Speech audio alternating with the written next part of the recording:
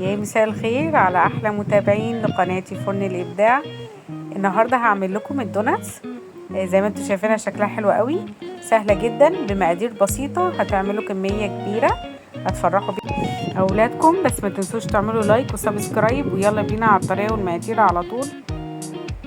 اول حاجه عندي كوبايه من اللبن، حطيت عليها معلقتين من السكر، دي المعلقه المعياريه.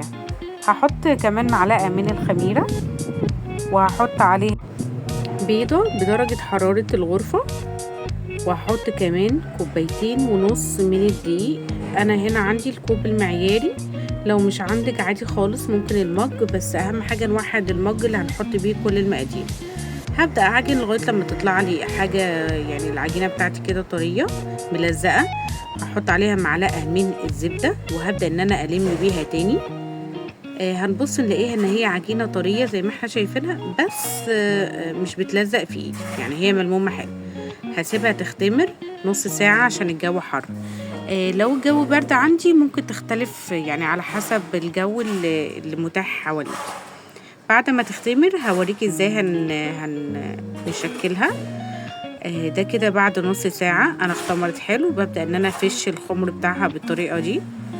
هبدا ان انا احطها عندي على الترابيزه او المكان اللي بتعملي فيه.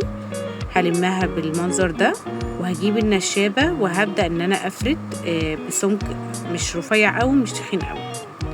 انا جبت النشابه وبدات ان انا اشتغل فيها، بس طبعا لزقت عشان العجينه لازقه. فجبت شويه دقيق مشيتها على النشابه بالطريقه دي، ومشيت على العجينه، وهبدا افرد مره كمان اهو. لو شايفين الدقيق ما خليهاش ان هي تلزق معايا.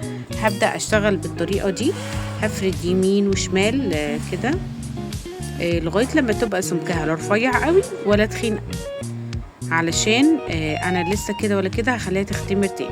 هبدا بقى افرد العجينه بتاعتي، وتخلي بالكم تفردوا بحيث ان كله يبقى نفس السمك، ما تبقاش حته عاليه وحته واطيه. تمام. هبدا ان انا افرد بالطريقه دي اهو.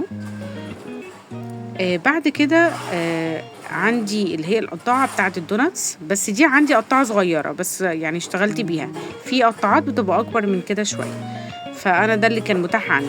طب مش عندك ممكن عادي بالكوبايه اللي هي المج العادي، او اي قطاعه عندك مدوره، وبالبلبله بتاعه الكريم شانتيه بنخرم من النص. بجيب ورق زبده وبحط عليه. وجماعه قبل ما تحطوا على ورق الزبده ادهنوها بدهنه زيت او رشه من الدقيق. انا كده عملت كل الكميه اللي معايا. طبعا لازم حكايه الورقه دي لانها لما هتخمر مش عايزين نشيلها خالص.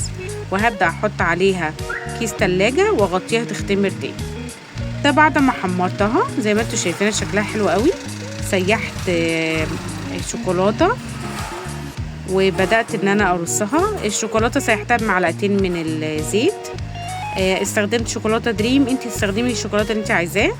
عملت كل الكميه وبعدين احطها في التلاجة. وبعدين بعد ما جمدت معايا شويه بدات ان انا اجيب الشوكولاته البيضه وعملت فيها خطوط بالمنظر ده. طلعت حلوه قوي. ممكن تزينوها باي حاجه تعجبكم.